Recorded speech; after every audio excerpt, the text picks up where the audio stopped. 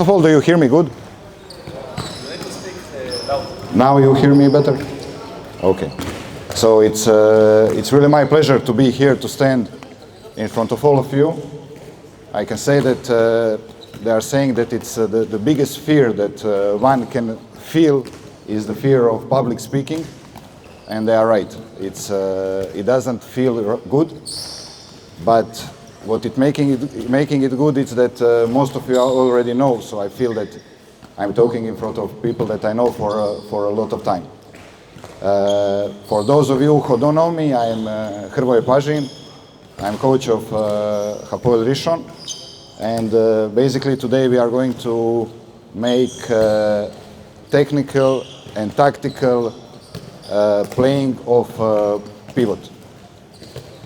I'm going to show you how I see it, and of course it doesn't mean that I'm right, and this is the moment when I want to ask for your help, because in every moment if you will think that I'm wrong, or you will think that you can show it in a different way, I really want you to speak up and to in a way challenge me, because I think this is the only way that we can improve, and that I can learn something, and maybe some of you.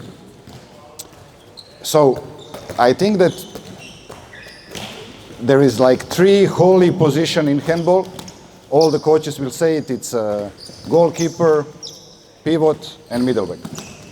And I must say that I really enjoy to work with pivots. And by the way, I think that this is the most neglected position in handball. Most of us, most of the coaches are not paying too much attention about this position. We are letting them mostly to do it on their talent, because they are very strong or very smart, they feel the space. But when it comes to the point that we need to work with them, we are showing them or making them a little bit more stronger. So you will see a lot of time when it's practice for pivot position, that it will be hurdles and they need to jump and run and spin, take the ball and shoot. And I do think that this is also a very important part of practice. And if you will come next week on Wednesday morning, you will see Tomer Budenheimer making squats, jumping over hurdles, and shoot on the end. Because this physical part of being pivot, it's very, very important. But today I will talk about technical part. So there are few pivots in the history and now that I can say that I like. So it's like Sulic, Nikolic, Aginagalde, Šipržak, also Davda. He was kind of pivot that I never worked with him, but he is kind of pivot that I see as how pivot should look like. I think in the last few years, or right now on the court, there is Fabregas, Pešmalbek, and for me, probably the pivot that is the best right now, it's Manhidi from Pik Szeged. So usually when I'm saying to my players that which pivot to check, I'm telling them to watch Pik Szeged, because for me Manhidi is also I must say Pešmalbek from Veszprem, but I think he is still in developing phase. Soon he will be probably one of the best, if not the best. Now by saying this, of course there is in the history of handball and right now many pivots that are amazing. But this that I said, it's like my cup of tea. I can tell you, I had a few years ago when Rasko Stojkovic came here, we went to drink coffee and he told me that he is very interested when he finished his career, he want to be a coach. So he told me, listen, I want to come sometimes to your practice, maybe to see how you are doing it, to help you do it. And then we spent next 2 hours talking about how he see his position, pivot. And I need to say that Rasko is the player who was, I think, 3 times pronounced as the best pivot of the Champions League, and he never won it.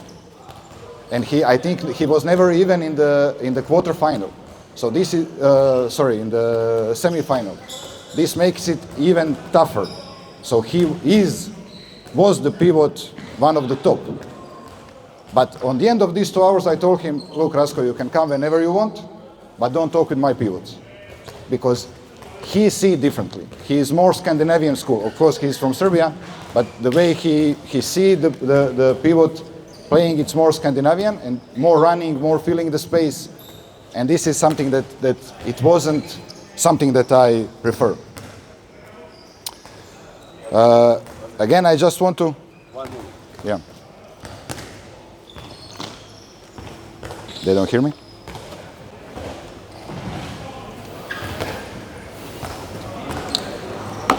Continue speaking now.